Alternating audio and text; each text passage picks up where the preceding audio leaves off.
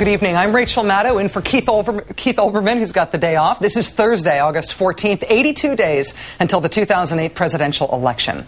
And on this day, on two separate fronts, against John McCain with Hillary Clinton, significant signs that Barack Obama is running a new kind of campaign. Or maybe that the common wisdom about his campaign has been wrong all along. The number 5 story on tonight's countdown, Obama grants the wish of some allies that he come out swinging against McCain. And shocking news, shocking to the pundit world anyway, that maybe, just maybe, he and Hillary Clinton really are working as a team. First, Obama versus McCain.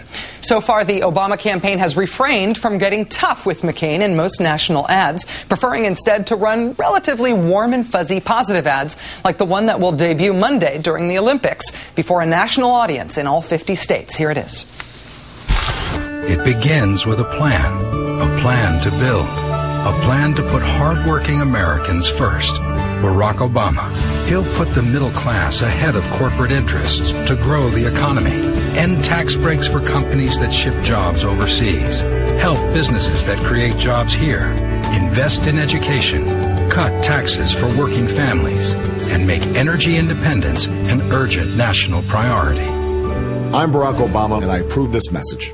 Senator Chuck Schumer last week said Obama should respond to McCain's negative advertising, the Obama's not one of us stuff, for example, by highlighting McCain's wealth, to say that he, McCain, is the one who's not one of us. Senator Schumer, meet Indiana. Indiana, meet Senator Schumer. In some states, in battleground states, Obama is hitting back hard. Not on the issue of McCain's money, but on our money. The Washington Times reports that in an ad now playing in Indiana only, Obama takes it straight to McCain, using McCain's own words.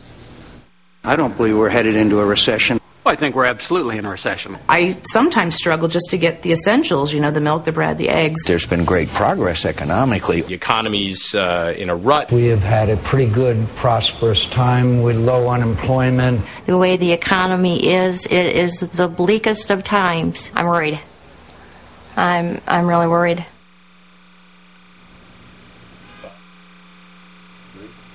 I'm Barack Obama, and I approve this message. Still not enough, Senator Schumer? But wait, there's more. The Democratic Party released a new web ad for today's 73rd anniversary of Social Security. The star, FDR's grandson, tying John McCain to the big money powers who opposed Social Security in the first place. Still not enough for Schumer? How about we throw in this flyer from the AFL-CIO? More than 1 million of them going to retired union workers in the battleground states of Ohio, Pennsylvania, and Michigan, reminding them of McCain's $100 million fortune, his 10 homes, and his family's corporate jet. The pull quote? If McCain lost his Social Security, he'd get by just fine. Would you? Joining me now is MSNBC political analyst Richard Wolff, the senior White House correspondent for Newsweek magazine. Thanks for being here, Richard. My pleasure, Rachel. So whether positive, as in the Olympics ad, or negative in that Indiana ad, are we seeing the big substantive pivot of the Obama campaign to the economy, the economy, the economy? Is this how it's going to be from here on out? Well, of course, there are two wars out there, and those will still pop up regularly, and they are important issues. But there is something very important to recognize, not just the economy rising to the top of the polls, but the relative strength that Obama has on the economy when compared to McCain is significant. Maybe the most significant gap in terms of the polls between these two candidates. That's why it's so important to note, as you've done, the difference between the positive ads and the negative ads.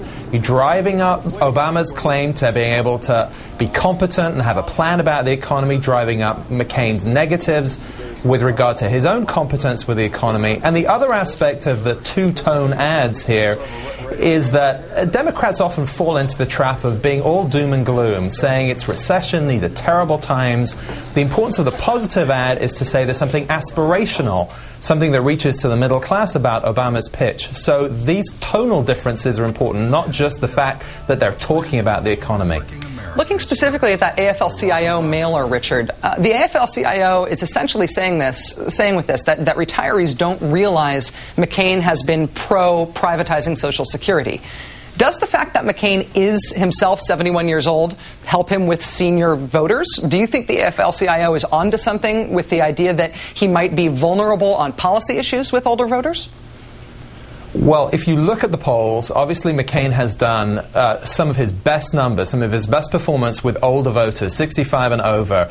In fact, those numbers have slipped for McCain over the last couple of months. Obama has made strides there. So this is actually maybe a sign of weakness, an area where Democrats have obviously traditionally done well on Social Security, and an age group, an age bracket where at least 65 and over, McCain has lost ground. In fact, he's gained a little ground with the pre-retirement older folks, but you know, there's an opening there for Obama and for Democrats in general.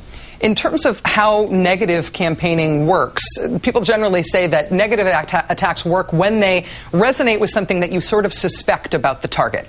Highlighting McCain's personal wealth fits into the rich white guy image of the GOP, but does that attack jibe with McCain's image well enough to gain any real traction?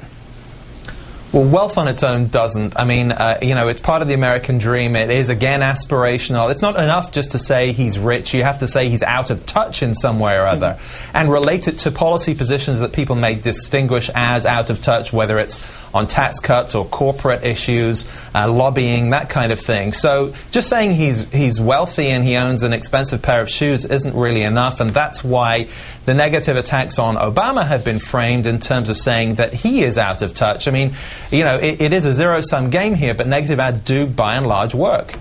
Richard, how far can third-party groups, whether they're unions or anybody else, how far can they go in attacking John McCain before they risk blowback against Obama himself?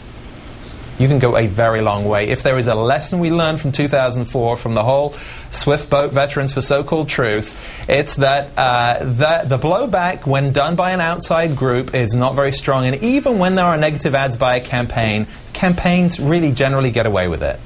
Richard Wolff, MSNBC political analyst and senior White House correspondent for Newsweek, thanks for joining us tonight. Thank you, Rachel.